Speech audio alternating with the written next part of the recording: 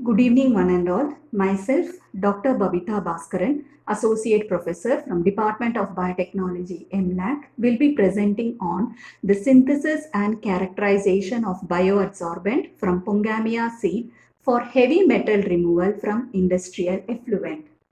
In the last few decades, various industries generate enormous waste containing large amount of toxic heavy metals discarded into environment.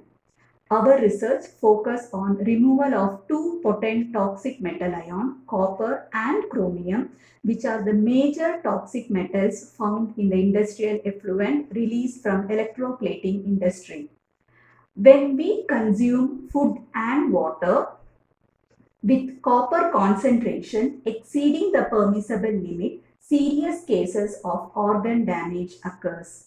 Even hexavalent chromium also can affect our immune system and can interrupt the cellular process in various ways.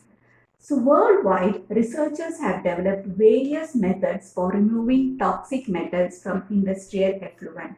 And one of the methods is making use of bioadsorbent, which has found to be which has merits of efficiency, economy, and simple operation. Green technology is a usage of effective bioadsorbents such as wheat bran, rice husk, sugarcane bagasse, and so forth have been used. So in our study, we have used seeds of Pongamia pinnata, considered to be a multi-purpose tree valued for its oil, fuel wood, insect repellent, medicinal, and other therapeutic role. The objective of our research is to synthesize the bioadsorbent from Pongamia seed to evaluate by batch adsorption studies parameter on the basis of pH, amount of adsorbent, concentration of initial metal ion and contact time, and further characterization of adsorbent by SEM analysis. The seeds of Pongamia were collected from GKVK Bengaluru and it was pulverized into powder subjected to sieve shaker and obtained 150 micrometer retained powder which was stored in airtight container. Similarly, industrial effluent were also collected from electroplating industry. The batch adsorption studies was also carried out, keeping the parameter of pH, initial metal adsorbent dose, and the contact time based on equilibrium condition.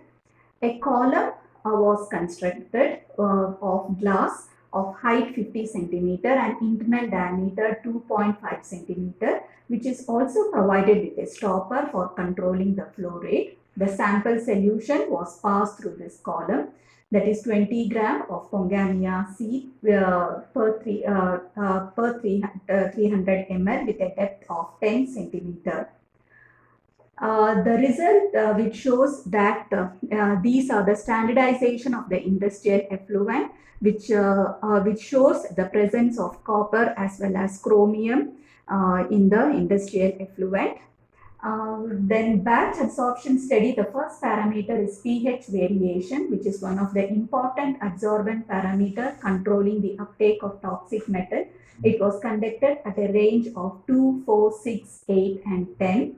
And we found that the percentage adsorption increases with increase in pH up to 8 and thereafter it decreases gradually with the increased adsorbent concentration.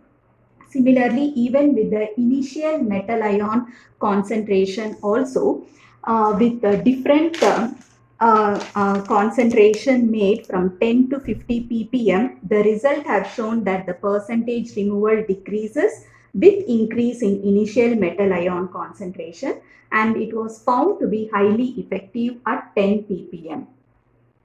The third parameter was effect of adsorbent doses of 0.5 to 3 gram for 300 ml and the results have shown that removal is effective at 2 gram and it decreased gradually with increase in adsorbent amount.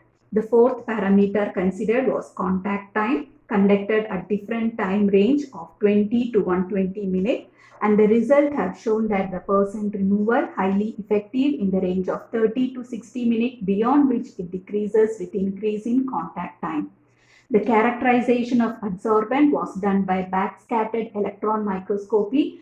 So finally, I can conclude telling that the maximum removal of copper and chromium ion was found by this adsorbent mode with optimal parameters of pH 8, adsorbent dose of 2 gram, contact time of 20 to 60 minutes, and 10 ppm initial metal ion concentration. This method is considered to be a cost-effective method without requiring any pre-treatment. Activation of adsorbent also not required, hence drying and size reduction costs are also considered. So with this, actually, I'm going to conclude, and I'm thankful to IWC SCT for giving me an opportunity to present on this paper. Thank you.